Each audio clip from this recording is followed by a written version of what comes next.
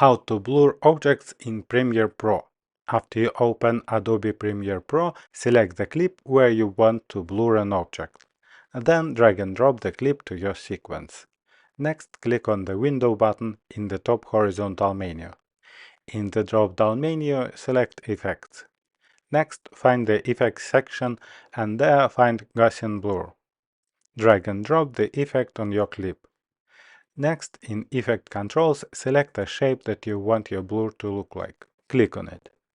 Next, the shape where the mask appears in the preview of the clip. Adjust the position of the mask so that it covers part of the video that you want to blur. Next, in the Effect Controls section, increase blur to your desired level. To make the blurry frame, follow the subject and click on the Play button in the Mask section. It automatically adjusts the position of the mask on all following frames of your clip. Then you can preview the video with blur. That is how you can blur moving objects in Adobe Premiere Pro.